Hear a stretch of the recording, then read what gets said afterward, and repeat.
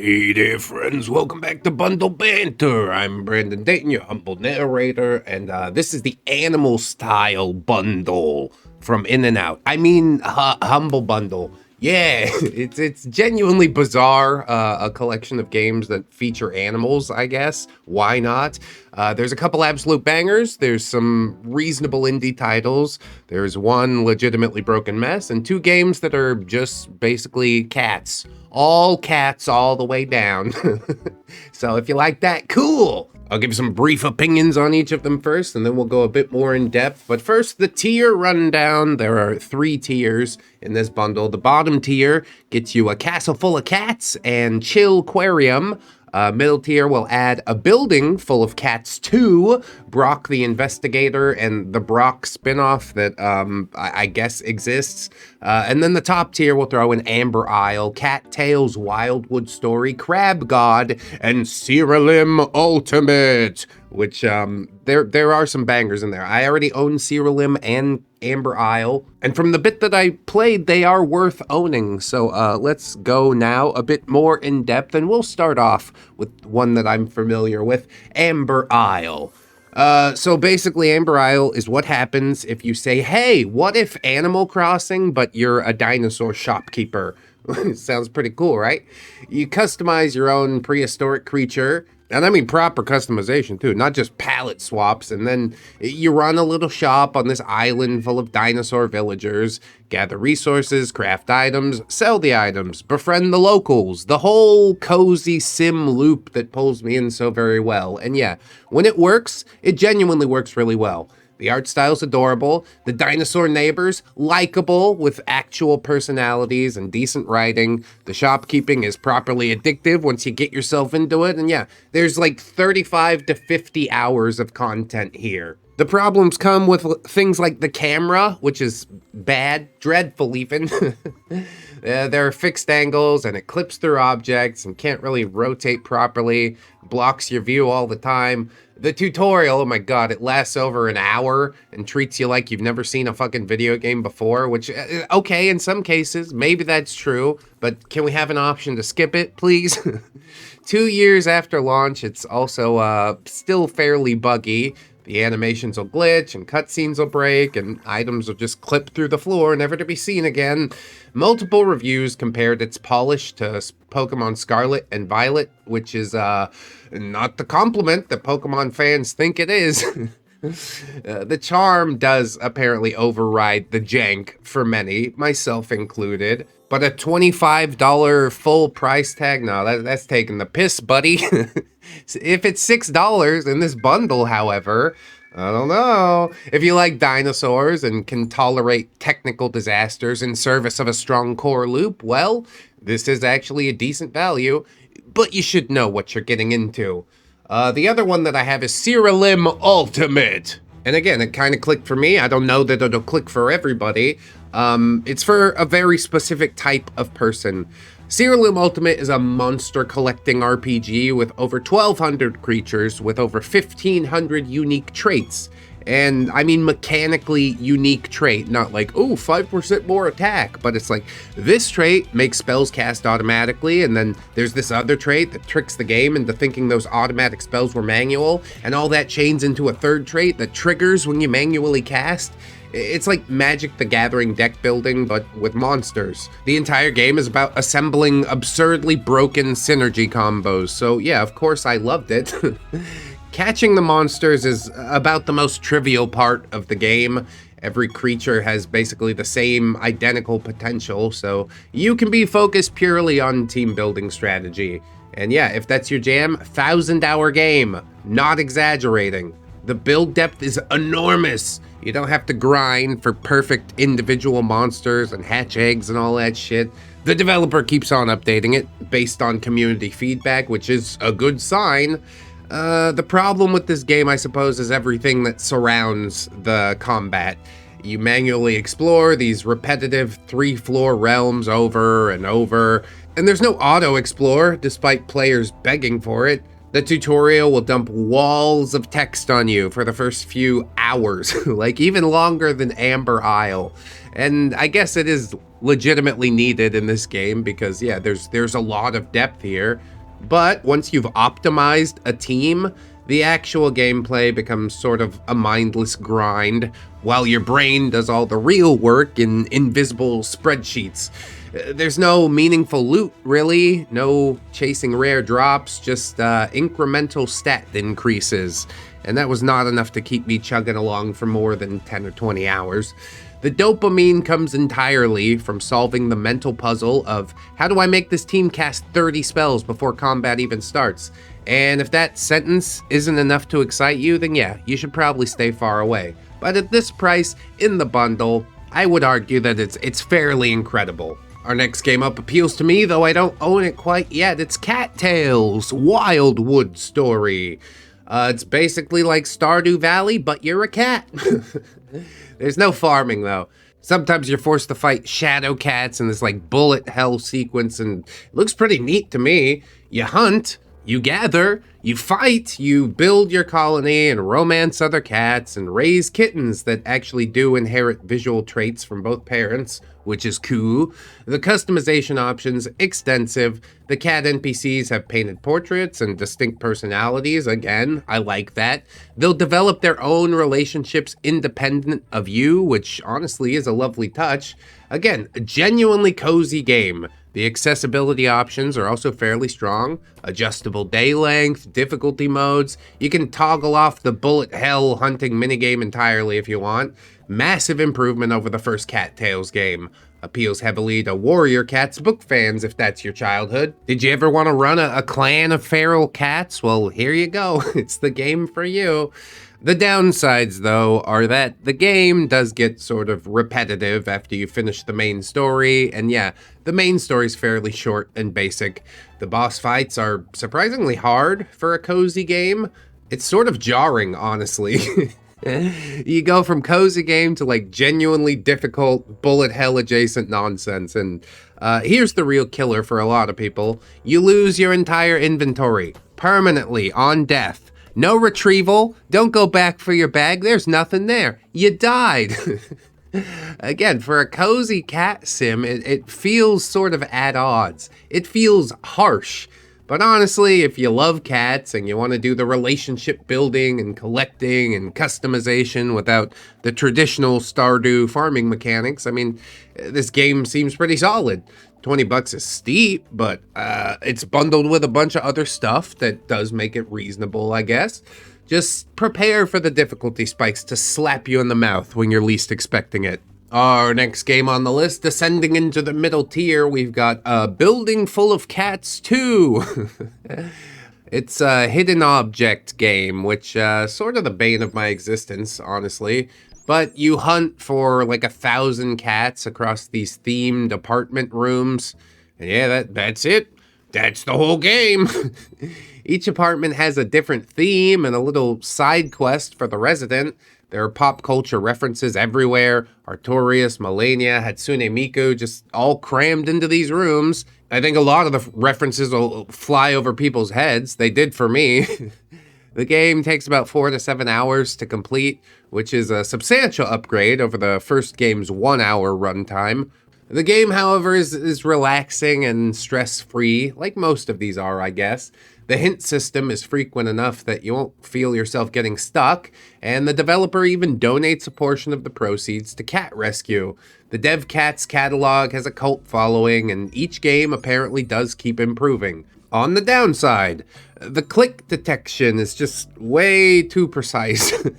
You can click directly on a cat and still miss it because the hitbox is itty bitty teeny tiny.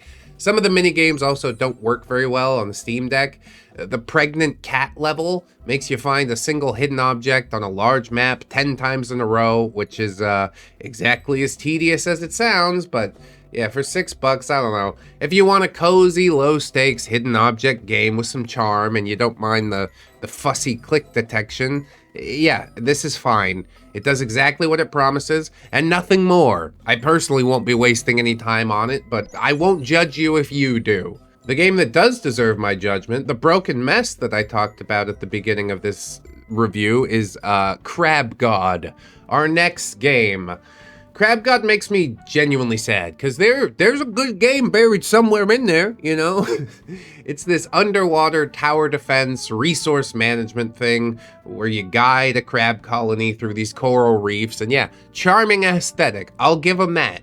Cute little crablings, and you can name them and color code them. There's a real world ocean conservation kind of tie into it, complete with educational bits about invasive species. The first playthrough lasts 3 to 4 hours, and it does feel genuinely engaging on some level, but then the game crashes mid-level, no autosave during missions, so yeah, now you've lost 20 to 60 minutes of progress. Lovely, and it happens fucking all the time. The game only saves between levels, so when it crashes 40 minutes into a stage, which multiple people are reporting as a regular occurrence, well then everything is just gone. There's also a wall repair bug where crabs get stuck infinitely repairing walls that are already at full health.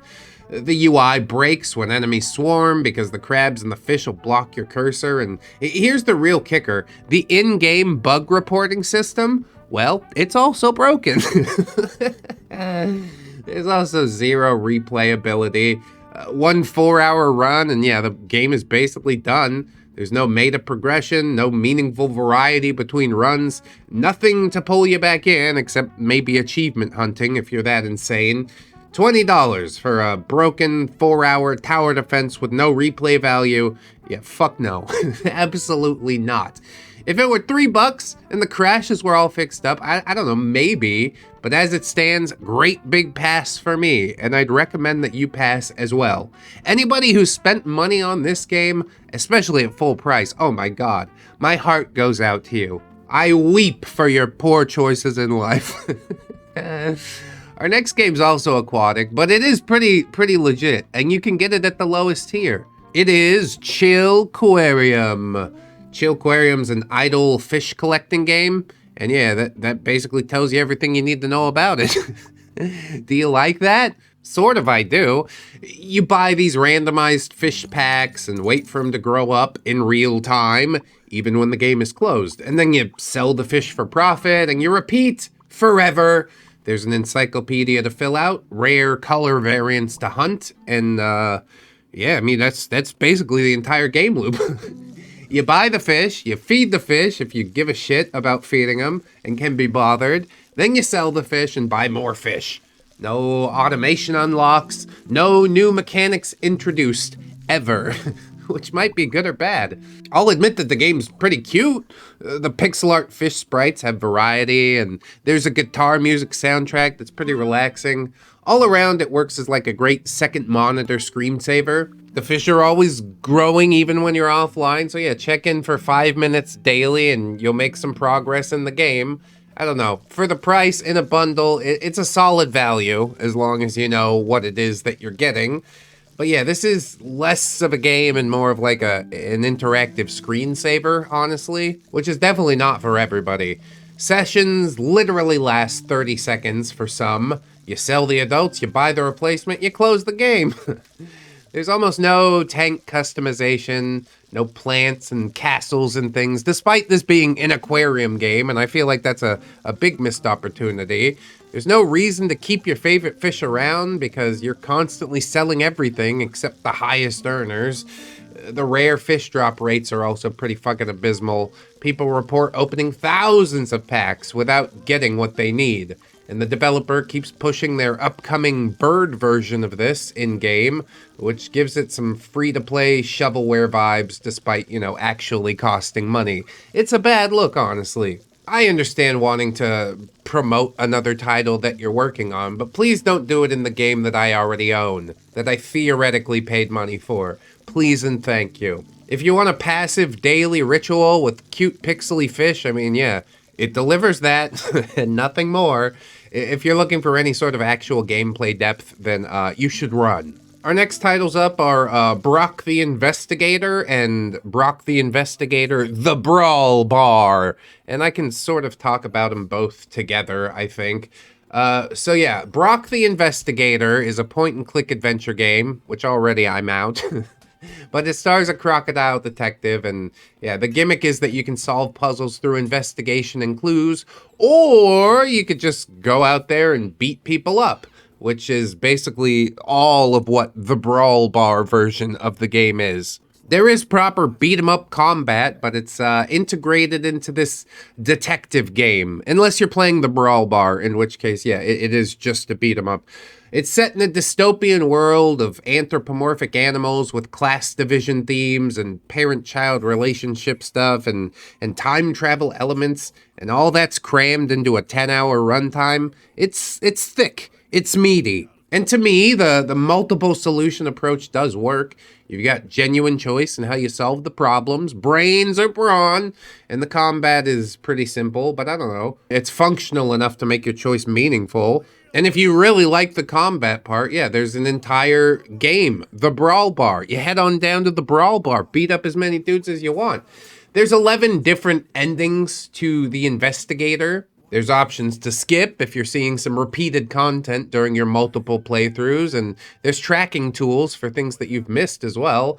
The voice acting is legitimately good. The characters are charming. The interrogation sequence on episode 4 specifically is a standout highlight, apparently. But on the negative side, the final boss, yeah, bit of a damage sponge. Just takes way too long to kill. I understand that it's the final boss, but could we make it more dynamic and interesting, please? The story is overly ambitious, as you might have detected when I said earlier about the time travel elements and that shit. And despite being overzealous, I mean, the story fails to stick the landing. It sets up more mysteries than it resolves. It leaves a bunch of questions unanswered. There's a bunch of late game reveals that only add confusion instead of clarity. None of those questions will get answered in the Brawl Bar where you just go beat people up. The pacing's inconsistent in this game. There's a lot of dialogue. And while the two-player mode is purported, I think it's apparently fake. I've not been able to figure out how to make that happen. But honestly, I don't know. It is a passion project, and you can feel that. It's got some actual heart to it. I'd say, especially in this bundle, you're looking at a fair price for a 10-hour hybrid adventure game with this much replayability and flexibility. If you want a furry detective beat 'em up, I can't believe I just said that out loud. Well, this is your best bet. Just temper your expectations on the narrative payoffs. Our last game in the bundle, Castle Full of Cats.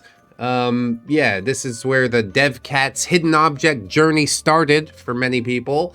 You search this castle to find hundreds of cursed cats in interactive rooms. There are light puzzle elements and a boss fight at the end, and the game's completable in just an hour or two. Each cat changes pose and expression when you click it, which is a small detail that makes the discoveries feel rewarding. The music is surprisingly good too. There's a boss fight track specifically that gets called out in the reviews, and yeah, like I said, the revenue does support real cat shelters. It's genuinely relaxing and pretty low pressure if you like the point-and-click games, which, as I've said, is not my cup of tea, but I don't know, $4 for a couple hours of cozy hidden object gameplay, probably solid value for some out there. And yeah, the zoom feature is essential here because some cats are tiny, but the zoom feature exists, so I guess that's fine. The cons, however, finding the last few cats can be pretty frustrating. A lot of people out there needed guides to get 100%, and yeah, the timed boss fight at the end does create a stress spike in this otherwise pretty chill game. Some people loved it, some people hated it. I suspect most people just find it generally baffling, and I include myself in that last group. But this is the gateway dev cats game, and if hidden object cat hunts sound appealing to you at all, then yeah, this is a cheap, polished entry point for you. If pixel hunting or time sequences tend to kill your vibe, then I don't know, give it a skip. I know I would. So what do I think of this bundle? Bottom tier, $4 or so for Castle Full of Cats and Chillquarium.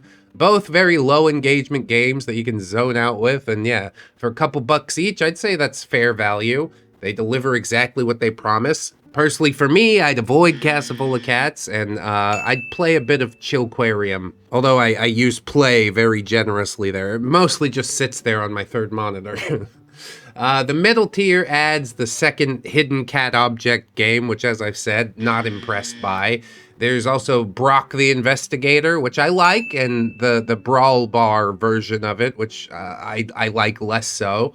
Overall, I think the bottom and middle tier are fine, okay, not fantastic. If you really want to commit, then you gotta go for the top tier. That's the tier that I would suggest for this bundle. And if you are gonna buy it, please use my affiliate link pinned in the description and the comment, I guess. So yeah, the top tier will add Amber Isle, Cattails, Crab God, and Siralim, and I don't know. It's probably a messy pick for some, because Siralim is either a 1,000-hour obsession or completely wrong for you. There's not much middle ground. Cattails is solid, but yeah, the pricing might be a little bit steep unless you're committed to completing the game. There's Amber Isle, which probably my favorite game in the bundle right next to Siralim. And yeah, it's charming, but it's got some jank to it. Crab God, though, I don't know how the fuck this got into the top tier. We need to push that down to the bottom tier, okay? It's broken. It's genuinely broken. Don't play this piece of crap. Crashes, deleting progress, zero replayability, a huge asking price for 4 hours of content. No. If you're picking this up for Crab God, you're making a mistake, all right? The top tier's value drops dramatically for me because Crab God actively detracts from it. But I don't know, if you're buying the bundle specifically for Siralim or Amber Isle, it's sort of like buying the game for full price and getting a bunch of other stuff thrown in. I think for this bundle, middle tier is the safe bet for most people, unless you're confident that you'll like Siralim or Amber Isle. Cause yeah, Crab God, like I said, it's a fucking disaster. If you're unsure, then don't gamble 20 bucks on it, okay? So that about wraps it up. If you enjoyed the video, leave a like, comment, subscribe, whatever. Let me know which one you're picking up, and if you're giving the whole bundle a miss, I probably will, because I own most of the stuff I want already. If you're on Discord or Twitter, holler at me. You can yell at me about my take on Crab God if you want. And if you want to support the channel, there's a Patreon link in the description. Thank you, of course, to all of our generous patrons that have signed up thus far. Nearly 200 of them, you know. This has been Bundle Banter. I've been Brandon Dayton, your humble narrator. The Animal Style Bundle, yes, a genuinely weird mix of cozy games. One hardcore monster collector, a tower defense that crashes more than it runs, and I shall see you in the next one. So until then, friends, bye-bye.